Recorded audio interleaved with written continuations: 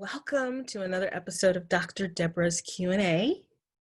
These shows have been so helpful to me in this current climate, and as things are opening up, things are getting better and we're able to interact, but I just love the fact that we can have a platform like this to talk about these issues, because every week the world seems to be changing, right?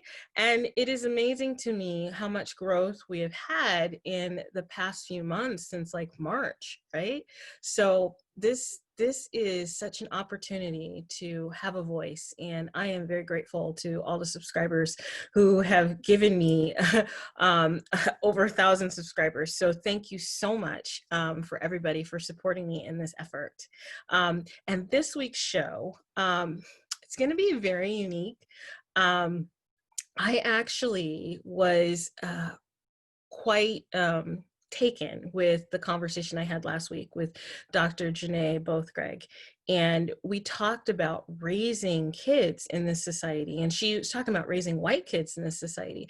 And it got me thinking, because this particular week, I have had a lot of people come up to me and talk to me about being anti-racist and systemic racism, and what does that mean, and how can people change? And it's fascinating to me, because these words have been in my vocabulary for like ever, but now people are beginning to recognize that they need to do something about it. I mean, we have all these people, talking about Black Lives Movement, and talking about, all lives movement, and really we need to think about all lives. We need to think about all kinds of things that cause racism, prejudice and oppression.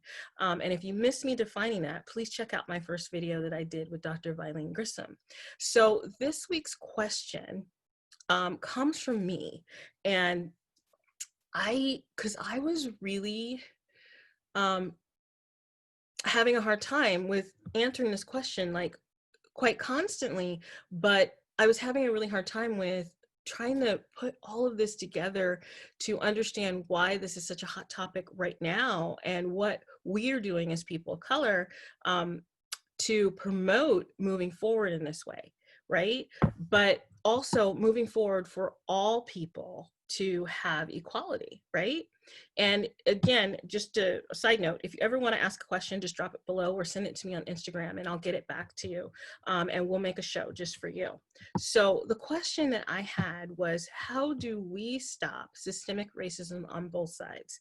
And another thing that happened was I watched this video of a cop that shot this white kid who was actually like, I think he was doing exterminator stuff, and he had like this particular item that looked like a rifle, and someone called it in, and the kid was doing everything that this cop was telling him to do, and he ended up getting gunned down anyways. And so I'm wondering if it's more than just looking at it as a black and white issue, but looking at it as maybe a training issue, looking at it as maybe we're in a pressure cooker here in the United States. Like, there's a lot of things that go into people being in fear, people being scared, and having systems in place that cause certain brutalities to happen, but also causing people to feel like it's one-sided. So to answer this question, because I don't think I can answer it enough for myself, because I've been struggling, I actually got a guest, and he's going to be at the script conference, and he's my partner in crime, Dr. Aquil Basheer. He's a doctor of letters, and he is a community interventionist, and he has been all over the world speaking about community intervention, gang intervention, stopping violence. And he helped me write my book, Barbara and My Boys, which is on community intervention and gang violence, where you got 4 great guys tell their story about how they're keeping the streets safe. And so I asked him to join me this week to help me answer this question and many other questions, but specifically help me, because I'm struggling with how to continue on this path and helping others. So I am going to bring him in to the conference. Aquil, can you introduce yourself to everybody? Yes, briefly, I'm Aquil Basheer. I am the founder and executive director of the Professional Community Intervention Training Institute, our 501c3 program, the BUILD program, as well as the license to operate movement. And what we basically do is human potential development. We work with all forms of violence, crisis, trauma to redirect and restore. We do community advocacy, as well as we work with the public safety system to help municipalities and cities build out a framework for community empowerment and violence eradication.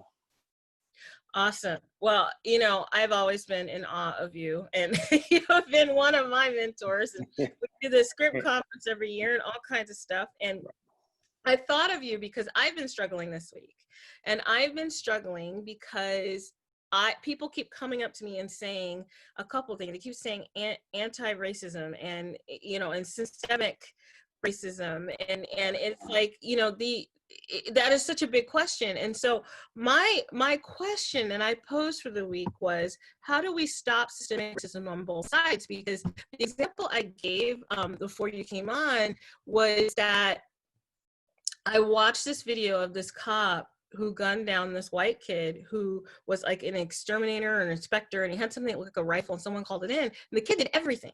Right? The kid did everything he was supposed to do. He was scared, but he did everything, and he still got shot. And I'm like, that's a bigger issue. That is not just a black and white issue. That is a training issue. That is a systemic fear issue. There's like so many things. And I know Black Lives Matter, and I know why that is occurring, and I'm not stopping that. But we need to look at what is going on in our system for all of these things to be happening, especially happening right now, right? So, I mean, how do we start tackling that issue? Well, and first of all, to your listeners, Deborah, I have just as much respect for you. We've done a lot together. We have built a lot together, and you're really doing some outstanding things. So I want you to keep doing what you're doing, and I'm letting everybody know I fully back and support you. To your question, Deborah, you're talking about systemic racism. First of all, when we look at the definition, we're talking about a system. And so when you look at systems that are built, we've got to realize that the psychological componentry that's in our brain, we buy into the stories that we're told. Very early in our life, we were given a story. And if that story was not counterbalanced, we built around that story to make that story a reality. Now, if my story was predicated on racism, predicated on a foundation of superiorness, and if my story created a negativity in terms of the imagery I had of myself, we're really looking at processes now that are in place that don't have a quick turnaround. When you have told yourself a story and you believe in that story and you operate from that story and that story becomes your reality, well, what happens at the end of the day, that becomes your perception and your normal. So on both sides, whether it's the racist individual or whether it's the individual that is constituting a state of self-destruction, it's because of the story that they have bought into, that they believe in, and they operate from. That's some deep stuff, Aquil. So that brings me to my next question, because you laid it out beautifully. Since we have these stories, right, that you're talking about, how do we, as people of color, as people in general, undermine our own goals for creating an anti-racist society or equality?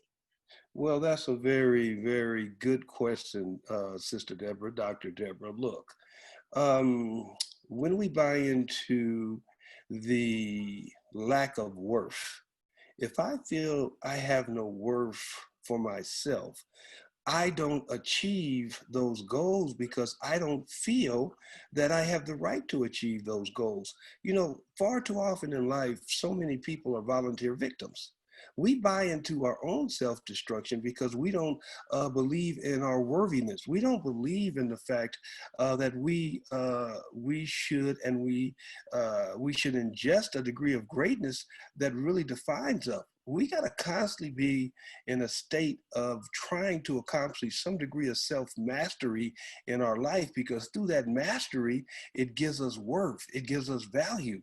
But if we don't see that value in ourselves, if we don't realize that we have a divinity that we're here for, what happens, we buy into the self-destructive tendencies. So if I am being driven by self-destruction, because because I hate myself, because I don't have the imagery of myself, I'm not trying to achieve goals that are going to empower me to move forward.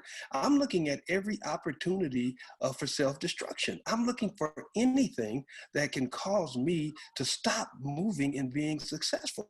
That's what self-destruction does. And that's what self-hatred does.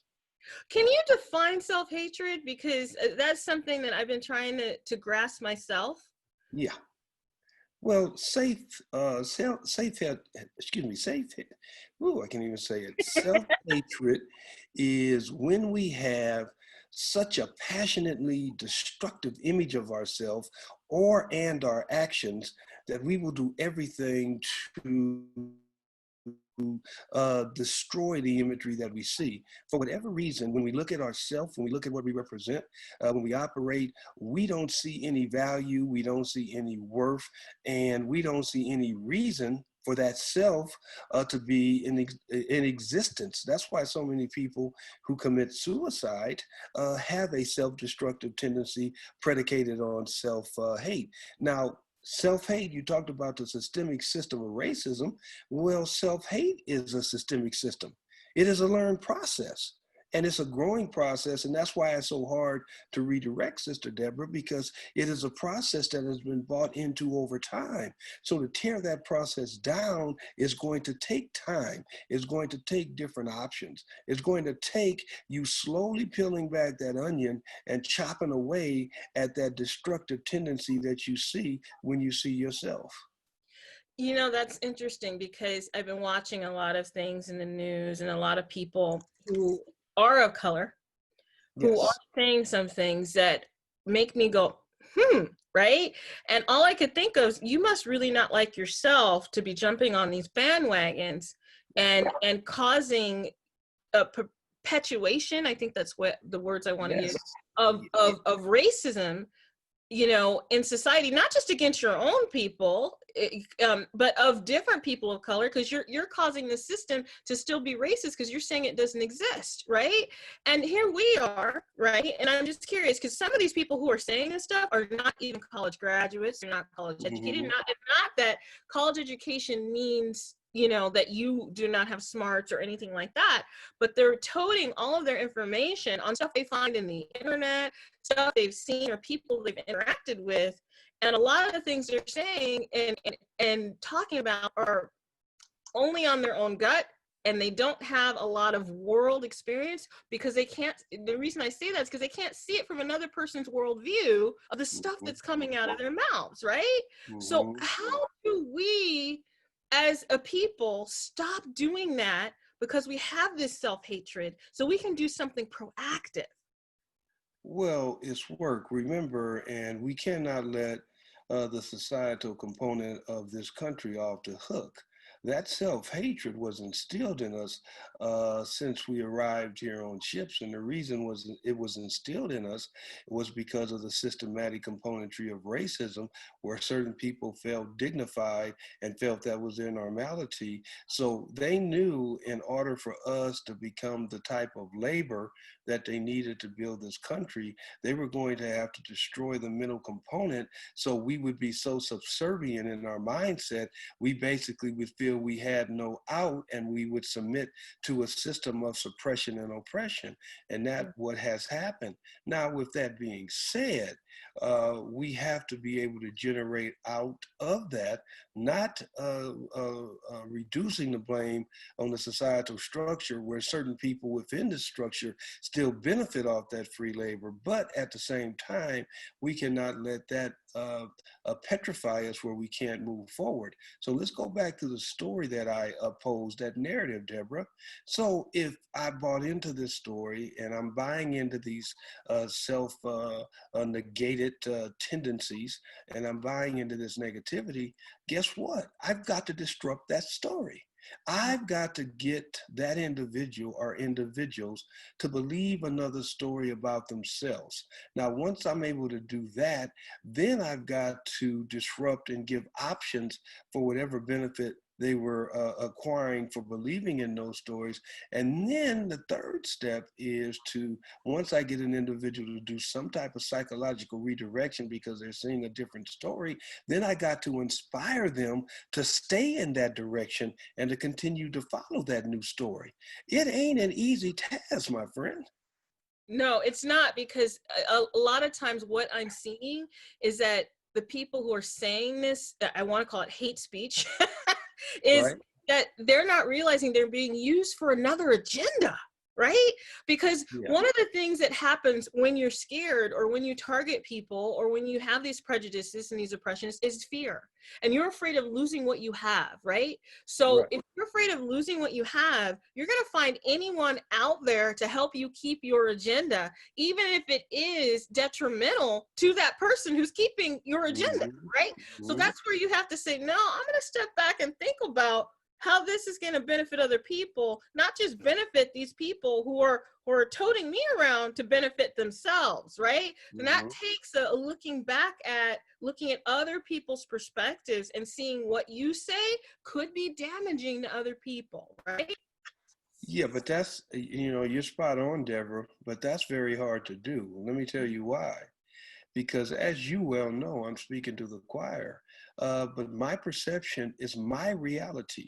Your perception is your reality.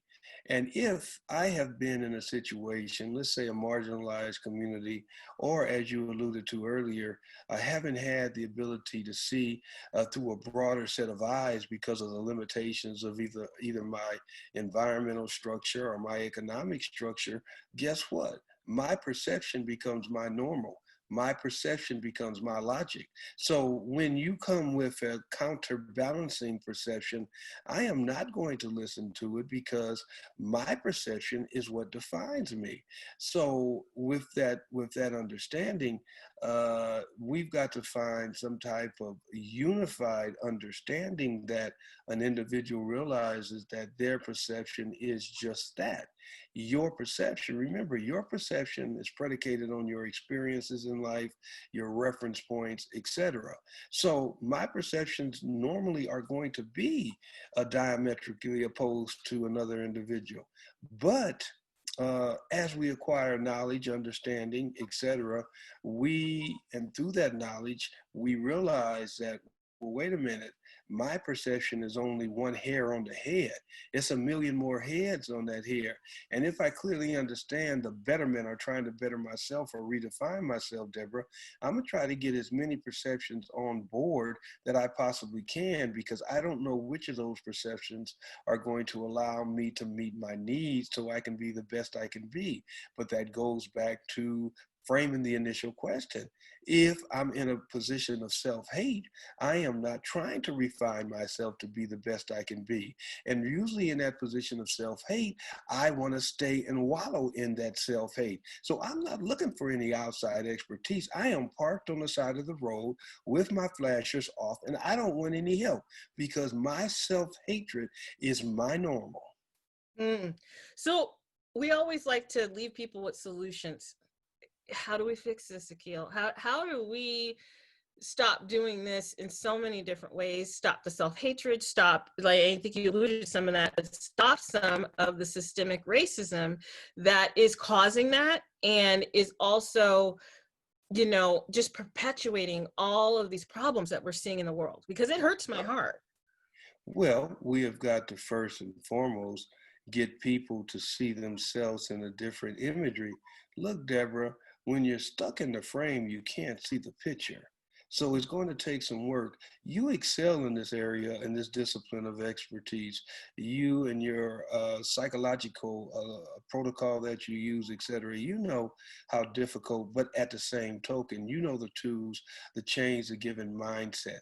It's going to be a process. It's going to be a process of collaboration and expertise. You're going to have to wean that individual out of the fact that they're going in a given direction, but at the same time, give that individual the options to where whatever that self-hate is giving them, because the self-hate is giving them some type of reward. Can we find the same reward using a pro-social or pro individual, humanistic set of protocol that can get that person to change. Then we've got to stop the eye side as opposed to the mind side. We've got to quit giving people the ability that they can only see as far as the eye can see. Because if that is the case, if you're looking with eyesight, I will only go as far as my eyes will take me. But if I'm dealing with mind sight, I have an indefinite capability to go anywhere I want to go. So we've got to get people to start thinking strategically. We've got to get people to start, first of all, understanding the value and wealth that they bring to the table. And then we've got to reinforce the fact that they have some degree of greatness, and that's why they're on this earth. Then we got to try to get them to find their worth. You know, most people are defined by 2 R's, which are reasons and results. We got to start giving people the reasons that they need to move themselves forward, etc. Reasons and results. Most reasons don't count. Only results count. So we've got to give people the ability to see a different vision, to realize they can accomplish an endless task in terms of where they want to go, and give them some self-worth and healing in the process to where we can restore these self-destructed individuals where they value not only themselves, but they value the external society. Look, if I don't value myself, Deborah, I'm not going to value you. If I don't value myself, I'm not going to value the societal structure. So we've got to concentrate on the individual first, get them on a firm footing and anchor them, and then have them look with a bigger vision, a broader vision of the damage that they do to the society and whole, so they can change that. Yeah, and one of the most important relationships you have is with yourself. Because if you're not Teach, well, teach, you know, then other people teach. around you aren't well, and And that that's a takes people job. a long time to get to. Deborah, that's a job too. Keeping yourself on the track, that is a 24/7 hour job. Yeah. Yeah. So Aquil, thank you for all your words of wisdom as always. And before I put you back in the waiting room, can you tell people how to get a hold of you and some things you have coming up? Sure. We've got our outstanding script that we do with Deborah every year. That's right around the corner. That's in July. We're doing trainings and developments across the nation. We do have a community conversation strategic session that we're going to be running monthly for the community to come out, not only inclusion and voice what they're doing, but also develop strategies in terms of community empowerment, community ownership, etc. We're going to be training a bunch of new community urban safety teams as they switch out and redirect the funding for the police department. We have got to have an augment in there that can navigate our communities. So we got a lot coming up. Lastly, real quick, the best way to get in touch with us is through our email, which is Charge Inc., TAKECHARGEINC @AOL.com, or you can call our 800 number, 800-926-2155. Again, 800-926-2155, and our email again, TakeChargeInc @AOL.com. And if you missed all that, I'm going to put it at the bottom. And also it's going to be on all of my social media pages. And Aquil, I wore my Black Lives Matter shirt just for you. Thank you, sister. And I thank you. You're a joy. You know, I adore and love you. And I'm going to put you in the waiting room. And when I'm done closing out the show, then we'll have a little chat. Yes, ma'am. Okay, so how amazing was that to have Aquil Basheer bring us home and give us all this information? And, you know, he said, you know, some interesting things, but one of the things that how this is so relevant to today is, you know, I just kept thinking that we're perpetuating a sick system. Racism and oppression is an illness. And we need to find a vaccine for this illness. And how are we going to do that? The first thing is looking at yourself and looking at who you are and looking at all of those things that make you look at other people differently or could cause you to evoke behaviors in yourself to oppress them and keep them down. Because remember, you have the prejudices, right, that cause the act that oppresses other people. And racism is the act. And if we want to get well, we have to be honest with ourselves and have the most important relationship with ourselves and keeping ourselves on track. So how would I talk to my BFF about everything that we talked about today, or just about this topic? Well, I did. Akil's one of my BFFs, but the one thing that I want to tell you is that I have been down. I have been struggling. I have shut down. It's really hard to keep talking about it, but that's one of the things we have to do. And one of the things that I said to one of my best friends is, hey, you know what? We don't even have to talk. We can just be together in this and know someone else feels it. And we can also talk and find solutions just between us, right? But the one thing you have to do is, if you're questioning it or if you're concerned, is reach out to somebody and have a conversation about your behaviors. The one thing you don't want to do is to keep siloing and keep just not doing anything. Whether it's sitting with someone who understands what's going on, whether it is talking about it, or sitting here like I'm doing with Aquil, finding solutions and talking to other people to help them move forward. Do something. So when you talk to your best friend and they're struggling, help them. Movement creates change. And just listening and loving each other will create change. So to wrap this all up, please drop questions, give me information. We have talked about systemic racism. We have talked about self-hatred. We have talked about prejudice, racism, and oppression. And we have talked about solutions to that problem today. And if you want to continue this conversation with me, please contact me. Contact me on drdeborahwarner.net. Contact me on Dr. Deborah Warner on Facebook and Instagram. Come to the Script Conference, August 3rd and 4th. It is going to be on Zoom. You can register right there at thescriptconference.com.